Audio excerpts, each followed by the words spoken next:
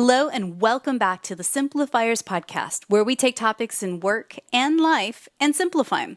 And friends, we're going to be focused a little bit more on the life side. And I've said it once, I'll say it a million times. When the life side's a little bit of a hot mess express, the answer, of course, is that it affects the other side, the work life, the 9 to 5 and the career that you've created for yourself. So in that, equally, we must spend time in both sides and simplify. Now, here's another thing I know. A lot of you guys are listening, are like me. You're in your early 40s. You might even be in your mid or late 40s. And hello, no one told us about perimenopause. No one told us about menopause and what actually happens. And this, my friends, is what I want to simplify today. How to recalibrate your hormones, and I hate to say it, but it really comes down to it. Like, lose this crazy belly fat that might be right around your midsections right now, specifically when you're in your 40s. So I had to find the right guest, and this is her. Her name is Laurie Lewis, and she is an intermittent fasting coach and author. She knows a thing or two about menopause, the brain fog, lack of balance, memory loss, and guess what? She also had a sudden gain of 50 pounds of stubborn hormonal fat. Now, her story we will dive deep into, but one day she stumbled upon intermittent fasting and started fasting that very same day. The fog lifted in less than a week. She had more energy, felt more like herself, lost 51 pounds in 15 months, and has kept it off for years. She's now a certified health coach for the Institute of Integrative Nutrition, and she combines her knowledge of nutrition with deep research and practice of time-restricted eating. So I'd like to welcome to the Simplifiers podcast, Laurie Lewis. Hey, Laurie. Hi, Mary. So great to be with you. Thank you. I'm so glad you're here. And, it's kind of a vulnerable topic to talk about, at least maybe for me. I'm 43 at the time of this recording. I feel like there's this big, scary thing coming down the pike, and no one is telling me about it, and that being perimenopause and menopause afterwards. Like, why is no one talking about this? I don't know. Throughout human history, people have kept it hush hush. It wasn't until the early 1800s that it even had a name. And up until then, people just had colloquialisms for it, like, the woman's angry time, or, it's just like... Oh my gosh. A time of great confusion and agony. And so it is a mystery to me. They don't send us to biology class for older women. No. And we don't talk about it with each other very much. And when we speak about it with our physicians, they usually just tell us to toughen up. Yeah. And even when we ask for a full hormonal panel, they say, why? There's no need. You're just in perimenopause. You're just in menopause. Why do you need the information? You have to beg our doctors for the numbers. So not all doctors, of course, but I've coached thousands of people, mostly women, myself included, and we need the information. And then we need to know what to do about it. Well, and this is the thing, like our bodies, let's just say this for the record, are magic. The fact that we can create and form a human living being and then somehow birth it out of us and survive, like that is miracles, miracles, miracles, miracles, right? And so just the same magic and miracles that happens in, creating a human life is what's going on in this phase as well. Like, why not talk about this? Like the shop's closing up. It's right. changing, we right? have to be quiet about something that is so extraordinary. I'm really approaching this as the second half of my life. Like up until 50, I got 50 more. Why not? Yeah. And we deserve a crown, a gold medal, a shining fireworks display for what this transition time can mean to us physically, emotionally, cognitively, spiritually. Mm-hmm. And let's do it together. Let's talk about it. Let's not whisper the word menopause. That makes no sense to me. Yeah. It's like, why are we whispering menopause? Like it's shameful or embarrassing or men shouldn't hear about it. Every man I know has women in his life, whether it's their mother or their sister or their boss or their neighbor or their friend or their spouse. And I would think everybody would be interested in knowing experiencing what we're experiencing, especially our doctors. Yeah, So, it's crazy. And yeah. if you don't mind, I'd like to read a little bit from your recent workbook. This is on page number 9. You say this: nothing worked to turn it around. And needless to say, I was determined. I used all of my nutrition training and old weight loss tricks, from running to juice fasts, from low carb programs to eliminating food that sparked a hormonal response. Little did I know, all foods elicit hormonal responses, and all my old tricks were not going to work. I had a lot to learn. People in my life were baffled. How could you gain so much weight? You're the healthiest person I know. I reached a point of utter hopelessness. Despondent is just about the right description. And on the onset of a long visit home to my mother, she lovingly encouraged that we use this time to turn the weight around. Ugh, God, that just Ouch. hurt my heart when I read that. I know. Why do you think she said that? Well, she passed this year, but I have the most amazing mom. And you can tell the second part of the story is her listening, her Yeah. prayers, and her Yeah. support.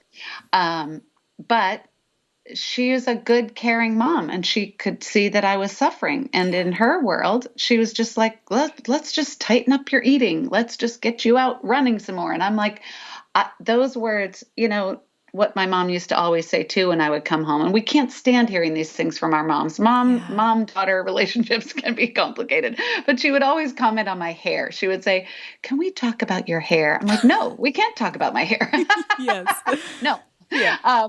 But then for her to say, let's just use this time to turn the weight around was really tough, because it implied to my daughter ears that I hadn't been trying. Yeah. So I wailed and cried like a 5-year-old having a tantrum. And I just listed everything that I'd tried for 4.5 years and how awful I felt, and nothing was working. And it wasn't that easy.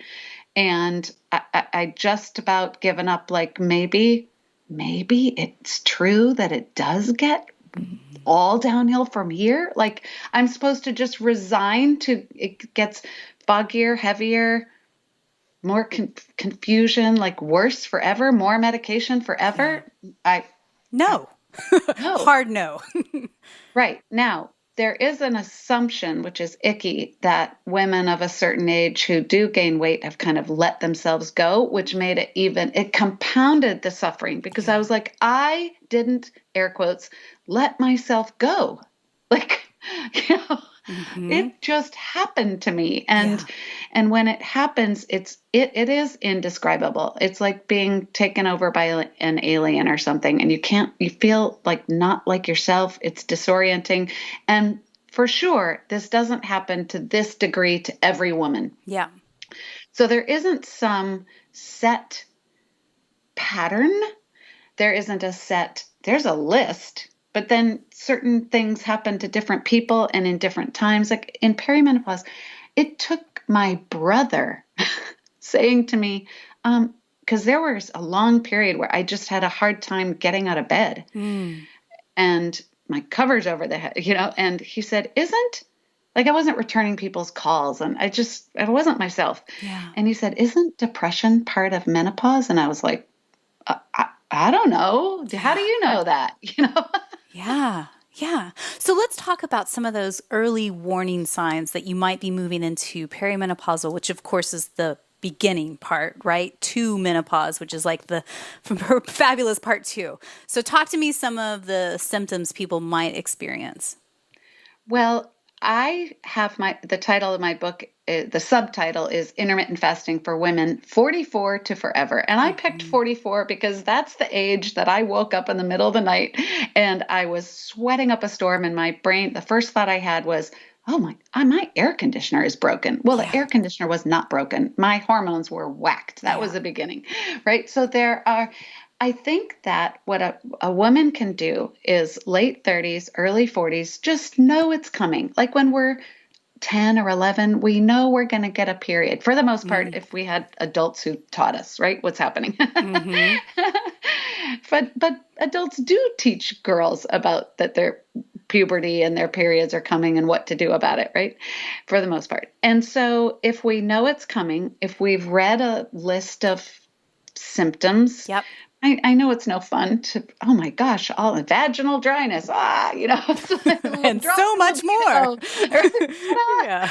Yeah. Oh boy, I think I'd like to keep my ears covered and not know those things. But Yeah. come on, let's be adults and look at the list and talk with our friends. Yeah. And so when forgetfulness strikes, when you feel wobbly, when you feel more fatigued and lethargic, or depression kicks in, or you forget we're all forgetful, right? We Yeah. don't remember everything, Yeah. but there is an increase in forgetfulness. Like, where did I park my car? What's my address? I mean, things that you're like, uh-oh. Yeah. Yeah. And so I do think it's important to talk to our friends and talk to each other. And I remember saying to colleagues around me, like, I'm really not myself. Now, I don't think that's unprofessional. I think that's being responsible. Yeah.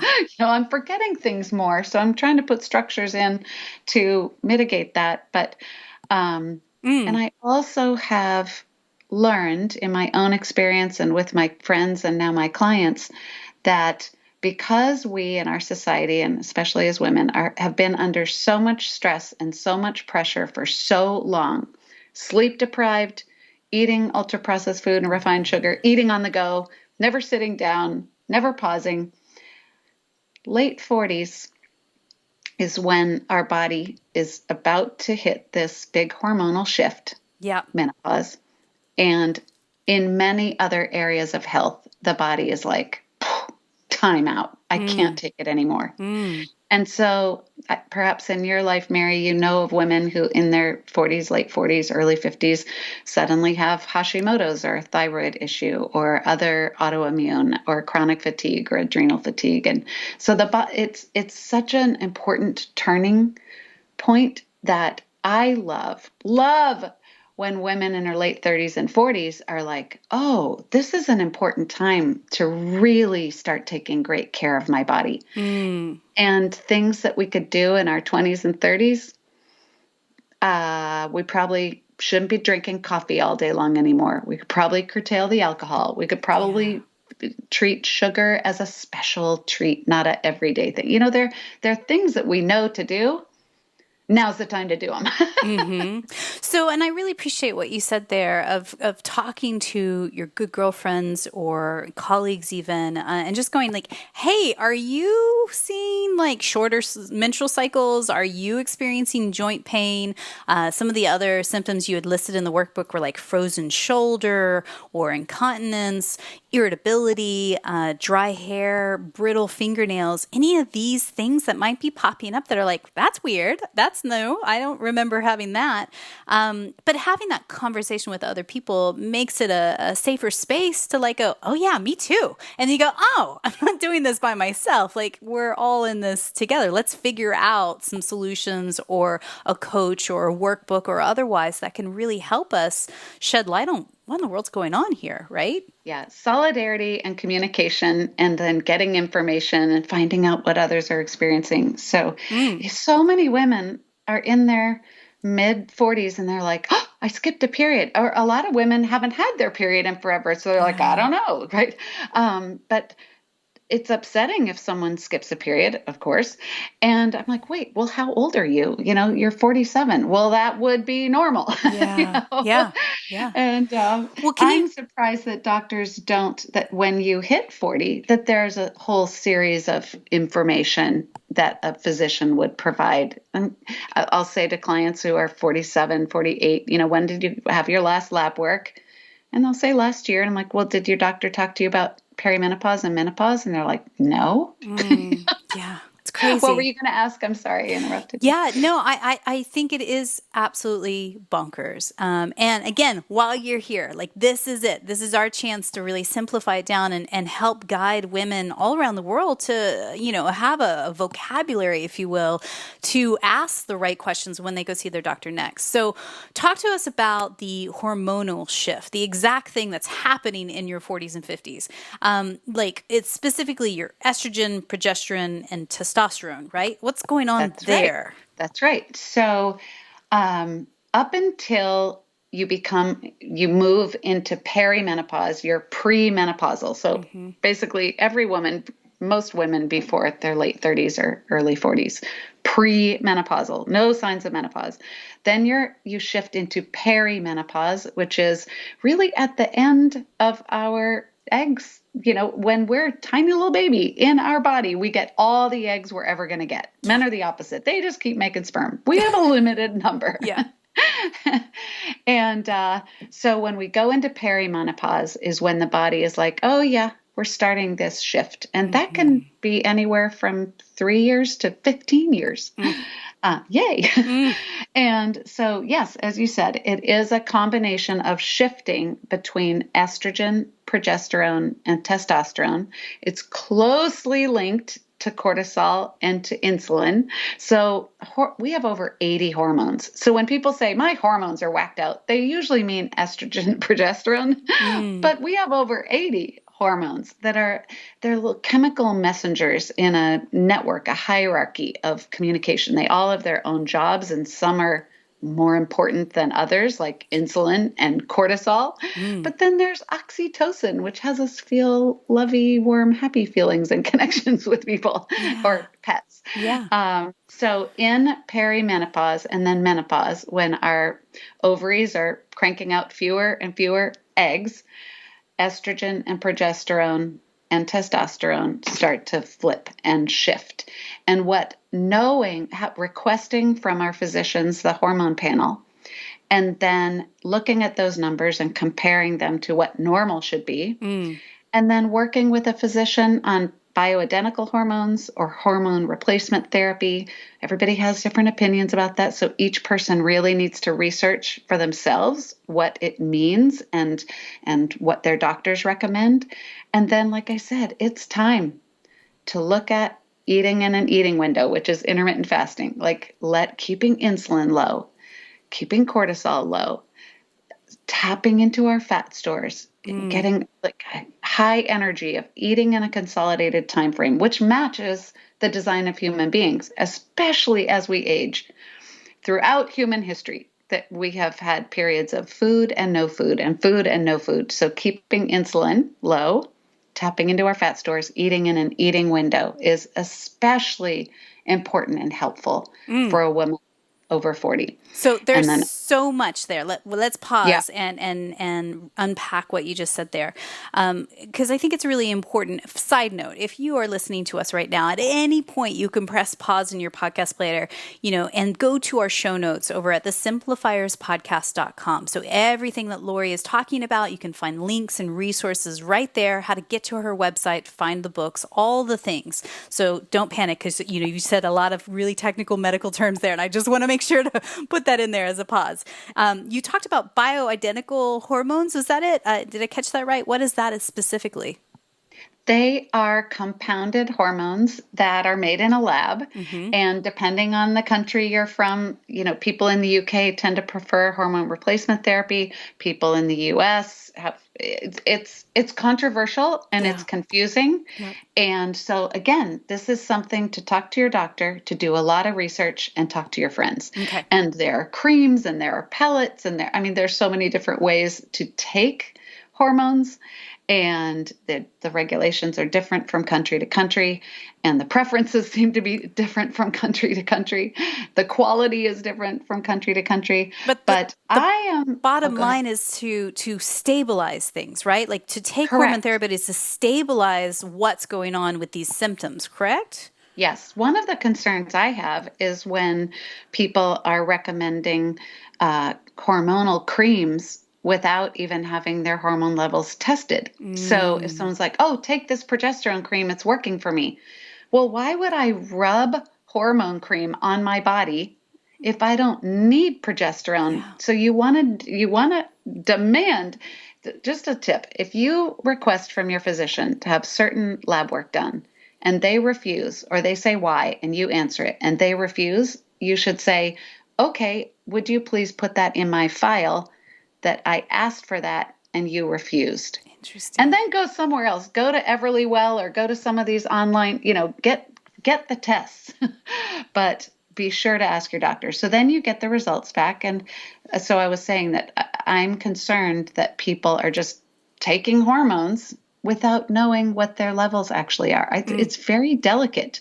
And that's why I think that food and movement and sleep and fasting, and I call it reflection time, whether it's prayer or meditation or journaling or walking in nature, all of these things are so important right now, especially now at this pivotal time in a woman's life, to take really good care of ourselves. And fasting's part of that. So I definitely want to take a deep dive into what intermittent fasting is and how it works and all the things. But before we go there, I just have to share a quick little story. So 43 right now, 4 years ago, I started to go, my body's changing. What used to work doesn't work anymore. I'm just going to be more conscious about the food I eat, the working out in the gym, all the things. And when I made that conscious choice 4 years ago, I was like, right, I'm going to work out an hour and a half every day in the gym. I'm going to be pumping, iron. I'm going to hire a personal trainer. And, it was fun. I enjoyed working with him and he was great. But I literally, like the belly fat in particular, like my waist was exactly the same. And I was working out more than ever before. Like, what's that about? Hormones, right? Okay. It is, 100% hormones. All weight loss is hormonal. So I know I'm going to steer us off and we can come back, but the old calories in, calories out theory is broken. It's flawed. It never worked. We think it makes sense. Like if I reduce this and reduce this, then I'll get skinnier. Yep. It doesn't work that way. Yeah. Clearly, we have an obesity epidemic and a type 2 diabetes and other metabolic disorders. So the belly fat really is the shift of estrogen and progesterone. It's cortisol. So working out intensely is raising cortisol. It's stress. Okay, right? So stress and cortisol and insulin and eating all the time and eating refined sugars and ultra processed foods that our body, it really gets to the point where it's like, I've been cramming this not food in for way too long. Yeah. The body doesn't know what to do with those ultra processed foods. It's storing the toxins in our fat cells and it's done. It's like, I'm done. I can't take it anymore. Yeah. So the belly fat is really the thing for men and women, but especially women around perimenopause and menopause. And it just feels like it won't ever shift, and it will. So it will. I know we're going to talk about the fasting part, but just to answer the question, what's better when it comes to exercise? Is it high intensity work that's short spurts? Is it doing yoga or just simply committing to moving your body 30 minutes every day? What do you think is the best? Walking is the most important thing. I mean, sure, stand up more often, set an alarm and stand up and walk around your house or walk out in the yard, but just standing up as often as you can. You don't need to build a fancy desk. People stop themselves from doing things that are very simple because they overcomplicate it. Like, I need to buy all this stuff to be able to do this thing. No, you don't. Start walking. Okay. I have clients who have been taking their blood sugar after eating, and when you take a walk, your blood sugar comes down. It's truly just walk. Okay. Yeah. Then the next thing would be a gentle stretching like yoga, hit exercises like bursts. Like you don't need to work out for an hour and a half. Just pick up heavy things and do bursts of energy. And if you're someone who doesn't like to exercise, think about the movement that you enjoy. That you could schedule with a friend, or that you could make it. It's like your favorite podcast you're going to put in and you're going to listen every day or every week when your favorite podcast drops. You're going to walk for 45 minutes and listen to it. Like walking. I love it. Great. Okay. So let's talk about intermittent fasting. What is it and why might it be the right solution for those looking to recalibrate their hormones? So what it is eating in a pattern of time. The pattern isn't as important.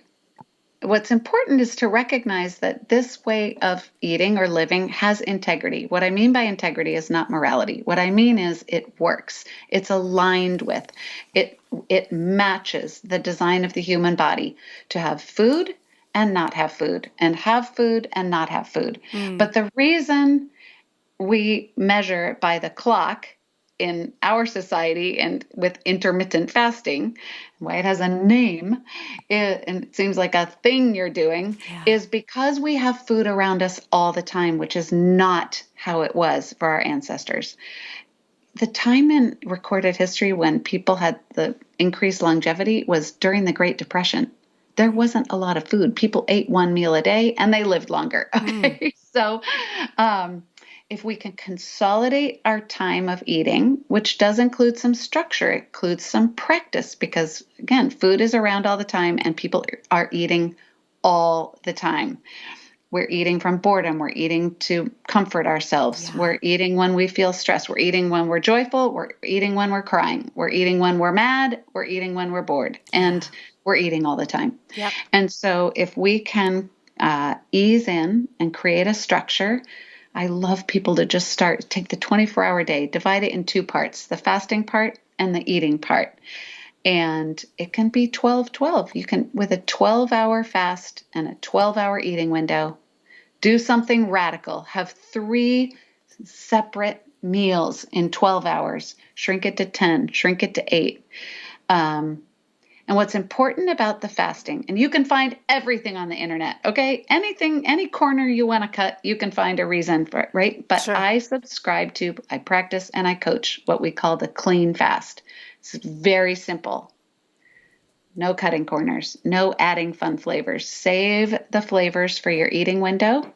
Fast clean. And what it is plain, unflavored water, plain, unflavored black coffee, plain, unflavored bitter black or green tea. So you have to look at the ingredients. Oh, there's bergamot flavoring in here, or there's jasmine in here. Okay, no, plain black or green tea, plain unflavored electrolytes. It's really important to get magnesium and sodium in, and your medications as prescribed by your physician or your pharmacist. So plain water, plain coffee, plain bitter tea, plain electrolytes, and medications. That's the clean fast. And just to pause there. So that's well, obviously that's 24 hours, right? Or is that just during the 12 hours that you're not eating solid food? During your fasting hours. Got it. Okay. Yeah. So you get to say if you're going to fast 12 hours, 14, 16, 20, 22. So you get to say what your fasting hours are. A lot of people love to race straight out of the chutes, and we know what happens when people go too hard, too fast. Right. It's like they peter out, right? So go gradually. This is not meant to be a hardship. Fasting, in my experience and my personal experience in coaching people, it's not a diet. It's a quiet. It's peaceful and gentle. It's not stressful. It's not a hard push. You'll start to listen to what your body needs. And people are like, I don't know what that means. If I listen to what my body needs, I'm having ice cream and eating all the time. It's like, okay. So you'll get to the point where when you do that consistently, that fasting clean, and then eating in an eating window, eat normally, don't diet, don't calorie restrict, but also don't go overboard. Like, come on, right? Yeah. Eat normally in your eating window. You will discover somewhere between 2 and 4 weeks that you've never felt better. So I'm thinking about just my own life. 4 years ago, I was trying to power through and work out more, and that's the answer to losing weight. And now I've shifted a lot since then. And pretty much I am kind of doing this intermittent fasting thing, but probably not even aware of it. So I drink my coffee black. I drink a lot of water during the day. I don't drink sodas and all the stuff. I wake up at about 6 a.m. in the morning and I go to bed about 9 o'clock at night, but I probably stop eating about 7 or 8. So I'm kind of doing it now, right? Yeah, Mary, I love it when people say that, because then it gives me an opportunity to let's dig in and let's make absolutely sure, so I was working with someone recently and they were like, I'm putting collagen in my coffee in the morning. I'm like, okay, well, that's protein. And that stops this amazing process called autophagy, this deep cellular repair that we want. We're not only fasting to keep insulin low and tap into our fat stores and get into ketosis and fuel our brain on ketones, but we're fasting to raise which raise human growth hormone, which builds our muscles and our bone density. And we're fasting to get this deep cellular repair called autophagy. So I want to investigate, like, when you close your eating window at 7, so you think like, yeah, I generally, well, now you want to start noticing. Close it at 7, right? Yep. And then after that, you drink plain water. For a lot of people, that means a big habit change. You're sitting there watching Netflix. What are you doing with yourself if you're not eating more, right? So again, people are like, well, I would rather have my eating window be later and enjoy that glass of wine late. Great. It's totally customized for you. There isn't one best right time, and it'll probably change over time. Yeah. But for you, you close that eating window at 7, you go to bed at 9. Congratulations, by the way. That's so good for you. So good for you that you go to bed early like that. Oh, it will help you in the future for sure. Yeah. So then you wake up in the morning around 6 and drink plain water, drink black coffee. Don't put anything in your water. And when do you eat first? For me, probably about 7 or so. Yeah. Yeah, really good. So that's 12 hours. Yeah. Maybe tomorrow you'll eat at 8. Well, and I think that's it. Like, I think we used to overcomplicate, like, oh God, you hear the word fast and you go, oh, I'm going to be starving, and it's going to be this terrible word. Deprivation. We need to think of another one. Yeah, like all of the things. But then when you actually look at your normal schedule now, like press pause on your podcast player right now and actually think about it. Like, oh, actually, I'm kind of already there because I'm sleeping through the majority of the fast itself, right? Yes, you're sleeping for a big chunk of it. And then, the objections are around the black coffee. That's really hard for some people. So there's some tricks on how it can be not so bad. One thing to know is our taste buds completely regenerate themselves in 2 weeks. In 2 weeks, you'll have all new taste buds. Yeah. So if you can suffer with it, you can put it on ice, or you can make it extra hot. You can make it super weak, or you can make it super strong and choke it back. You can put a little Himalayan salt in the grounds and it cuts the bitterness. There are loads of tricks. Bottom line, if you need a hit of caffeine and you like coffee and you need it in the morning, just suck it up and get it done. And then you can have, I call it candy coffee. You can have your creamy sweet candy coffee when you open your eating window. And do you know what's interesting about that, Laurie, is that I used to be the person that drank the candy coffee with lots of creamer and 1 or 2 scoops of sugar in it, right? But when I made the shift to take all of that out of my coffee and just go black, it wasn't a night and day thing. I mean, I slowly graduated to, made the coffee darker and darker, less creamer, over time. But then, as you say, like my taste buds totally changed. So I have no craving towards the sweet, coffees at all, because it just tastes just chemically. I know. That's the best way to put it. Like, it tastes chemically to me now, where actually I am so excited when the first cup of coffee comes around. Like, I'm just like, this is it. This is the flavor I want. So maybe that's encouraging to anyone that's listening to us. Like, you think you need the double, triple, frappa, whatever. But actually, like you say, there's promise. Your taste buds do change.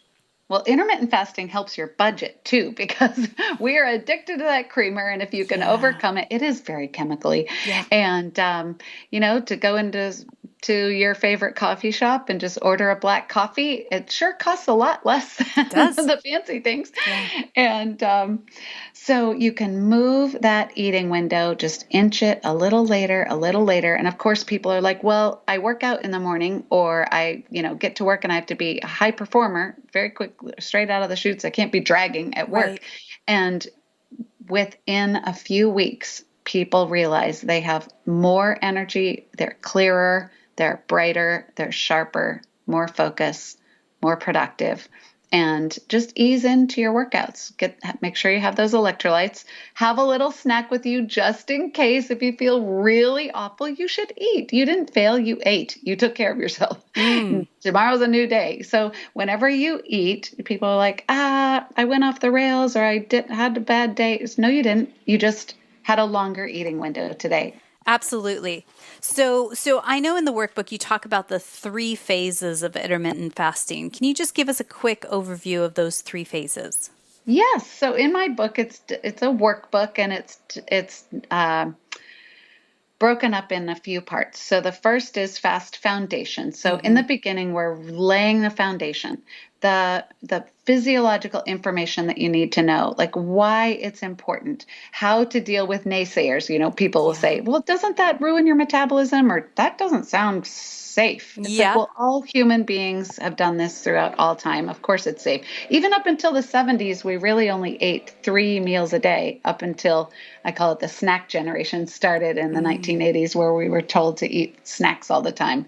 Up up until the early 80s, we ate 2 or 3 meals a day. That was Yeah. normal. Yeah. Um, so fast foundation.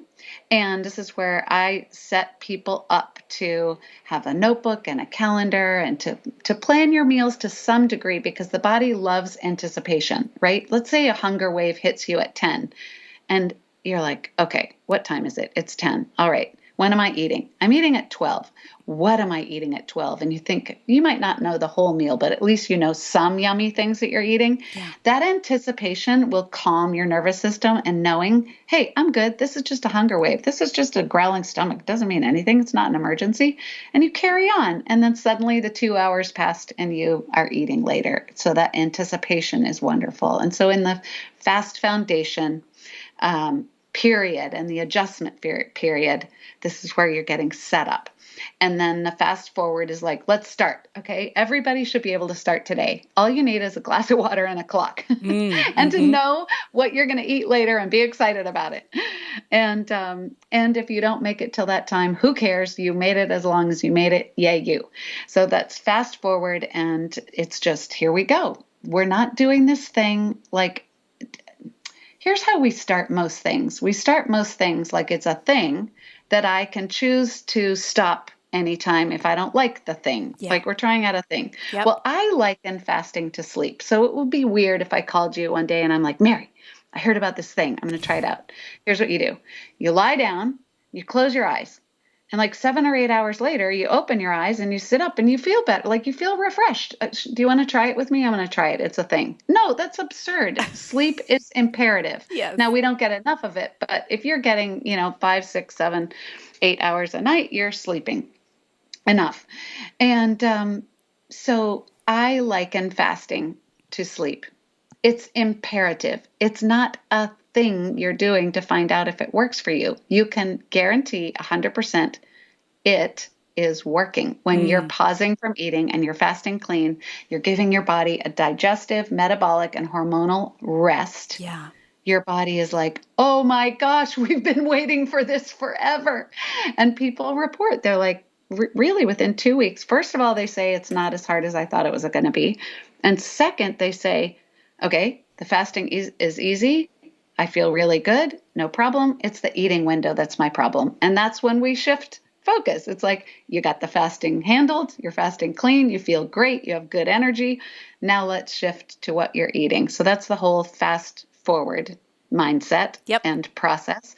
And then fast forever is, let's take a close look at your goals. What's important to you? Are you chipping away at those triglycerides? Are you increasing your strength? Is your waistline shrinking and becoming more normalized? Not carrying around excess body fat. It's the body fat's there. It's a fuel source. It's there to be tapped into. And so this idea and approach of, oh, this isn't a thing I'm testing out. This is the way my body's designed.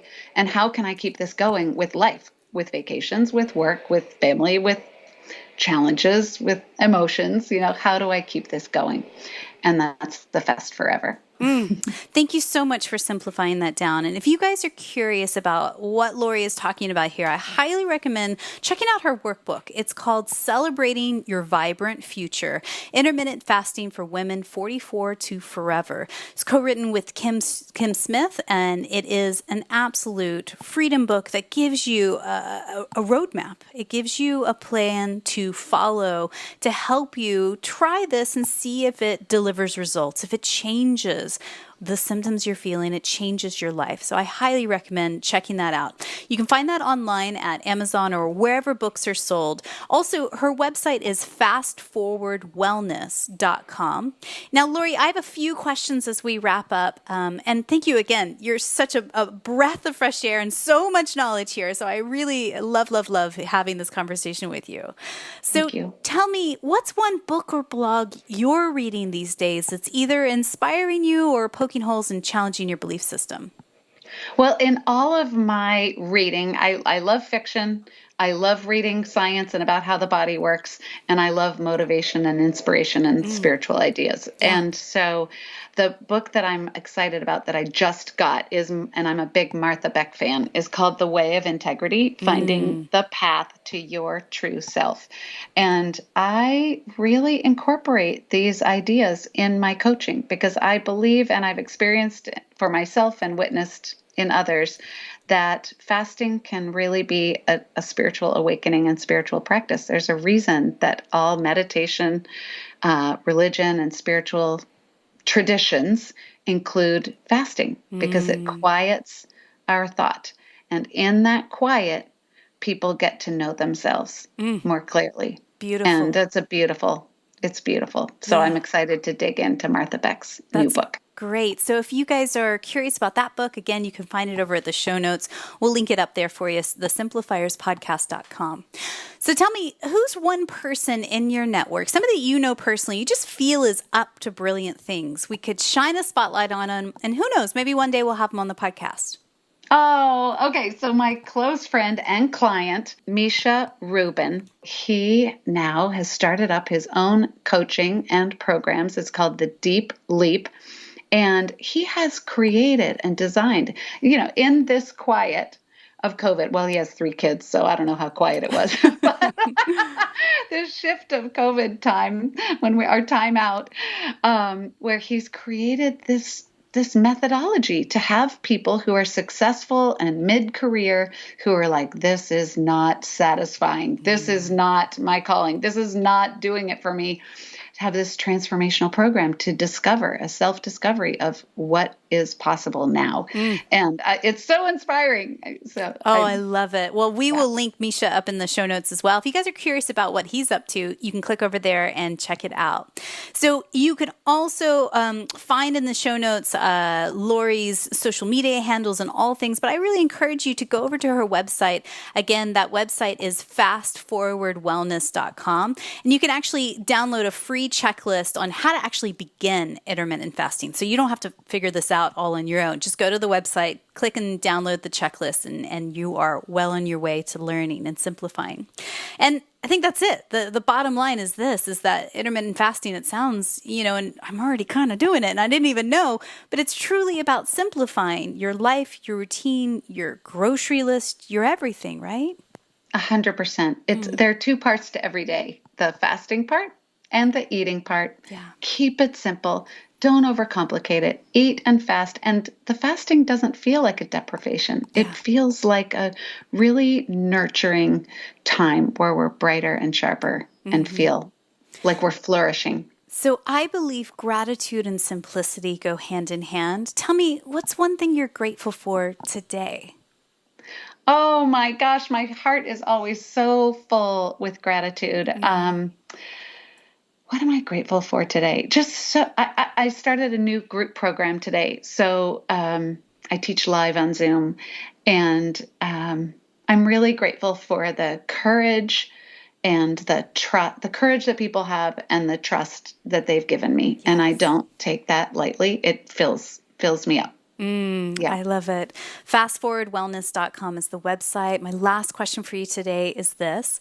Someone somewhere is listening to us right now, and she has experienced a good chunk of all those symptoms that we talked about at the beginning. She is in a bliss of like, what is this? And really on the cusp of understanding what's happening, the changes in her body. What's one thing you could whisper into her ear right now just to encourage her in this moment? So the first sentence in my book is, this book is a hug. So this conversation is a hug. You are not alone. I know it sounds too good to be true. Like, really? I just eat in an eating window and I'll feel better? It sounds too good to be true because it is what we should be doing for ourselves. So Yeah. this is a gift. Eat in an eating window. I got you. You're going to be okay. Laurie, big love to you. Thank you so much. Thank you, Mary.